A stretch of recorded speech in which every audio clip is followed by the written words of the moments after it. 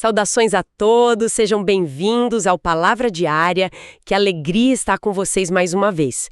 Pessoal, vamos conversar sobre as 12 tribos de Israel, conhecer os detalhes dos descendentes de Jacó. Você conhece? Ou já ouviu falar sobre as 12 tribos? É um assunto fascinante, né? A base do povo de Israel, tudo ligado àquela promessa feita a Abraão, lá em Gênesis, uma nação que abençoaria o mundo. Exatamente. Uma história que começa com uma promessa e se desenrola de forma, assim, impressionante através das gerações. E tudo gira em torno dos filhos de Jacó. Isso. Jacó, que depois Deus chamou de Israel. Ele teve 12 filhos e uma filha, a Diná. Lá em Gênesis 35, a gente encontra a lista, né? Ruben, Simeão, Levi, Judá, Dan, Naftali, Gade, Aser. Isacar, Zebulon, José e o caçula Benjamim. São eles os patriarcas, a origem das tribos. E tem um detalhe cultural importante aí, né? As filhas não davam nomes às tribos, por isso Diná não formou uma tribo própria. A linhagem, a herança tribal, seguia pelo lado masculino naquela época. Bem lembrado. É uma estrutura patriarcal bem definida. E tem também a situação de José, que é bem particular. José não teve uma tribo com o nome dele, certo? Mesmo sendo tão importante lá no Egito. Isso mesmo. Mas olha que interessante. Jacó, já no fim da vida, fez algo especial. Ele meio que adotou os 2 filhos de José, Efraim e Manassés, como se fossem seus próprios filhos. Está lá em Gênesis 48. Ah, sim. Então a bênção de José foi, dobrada. Exatamente. Seus filhos Efraim e Manassés se tornaram chefes de suas próprias tribos. Foi uma forma de honrar José, dando a ele uma porção dupla, como se fosse o primogênito espiritual, digamos assim. Entendi. Faz todo sentido. Bom, vamos então dar uma olhada em cada tribo. Começando pelos filhos de Lia, a tribo de Ruben. Ele era o mais velho, né? Era o primogênito. Mas ele perdeu essa honra, essa proeminência, por causa de um erro grave que cometeu contra o pai, um episódio bem triste lá em Gênesis 35. Isso acabou desviando a bênção principal para outros irmãos. Que coisa! E depois vem a tribo de Simeão. O que aconteceu com eles? Simeão teve um destino peculiar. Receberam terras, mas dentro do território de Judá. Com o tempo, eles acabaram meio que sendo absorvidos pela tribo de Judá, sabe? A identidade deles foi se diluindo. E a tribo de Levi? Esses tiveram um chamado bem diferente, né? Totalmente diferente. Foram escolhidos por Deus para o serviço do tabernáculo e depois do templo, o sacerdócio. Por causa disso, eles não receberam um território como as outras tribos. Ah, é verdade. Eles receberam cidades, né? Isso, cidades espalhadas por todo o território de Israel para poderem servir a todo o povo. Josué 21 detalha isso bem. Um papel único e fundamental. E aí chegamos na tribo de Judá.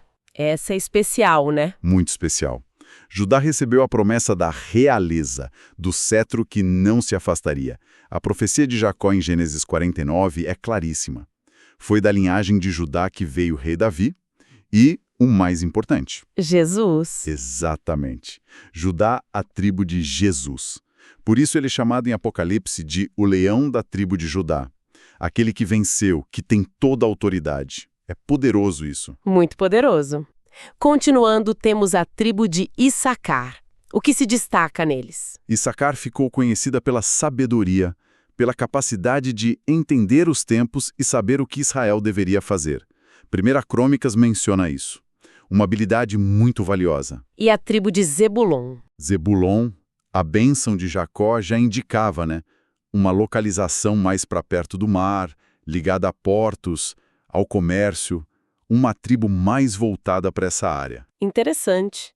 Agora, a tribo de Dan. A história deles é meio complicada, né? Um pouco. Eles migraram para buscar mais terras lá para o norte e, infelizmente, acabaram caindo na idolatria. O livro de Juízes conta essa parte triste. Serve de alerta, né? Sobre a importância de se manter fiel. Verdade. E a tribo de Naftali? Naftali se estabeleceu ali na região da Galileia. E olha que privilégio. Foi justamente no território deles que Jesus ministrou intensamente. Mateus até cita a profecia sobre a luz que brilharia naquela região. Que demais! E a tribo de Gade? Gade era conhecida como uma tribo de guerreiros valentes. Eles ficaram do lado leste do Jordão. E a tribo de Aser? Parece que eles foram bem abençoados materialmente. Sim, a bênção deles falava de prosperidade, de terras férteis, de manjares reais. Ficaram numa região muito boa. Voltando aos filhos de José, Efraim e Manassés. Isso. A tribo de Efraim se tornou muito, muito numerosa e influente. Tanto que, muitas vezes, o nome Efraim era usado para se referir a todo o reino do norte depois que Israel se dividiu. Uau! E Manassés? A tribo de Manassés também foi bem grande. Tão grande que o território deles foi dividido, uma parte a leste do Jordão e outra a oeste. Muita gente. E para fechar, a tribo de Benjamim. A tribo de Benjamim. Era uma tribo pequena em termos de território, mas olha, deu figuras importantíssimas para a história de Israel.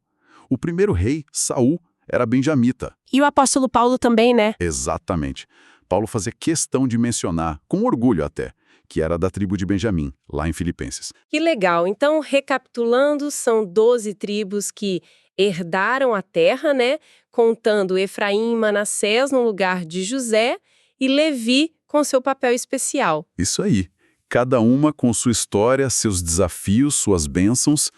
Tecemos juntas a história do povo escolhido, e tudo apontando, no fim das contas, para a promessa que se cumpriria em Judá, com a vinda do Salvador.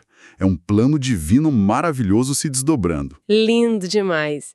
Bom, assim conversamos sobre as 12 tribos, convidamos, se inscreva no canal, compartilhe essa mensagem e vamos juntos na leitura bíblica. Deus abençoe grandemente a todos.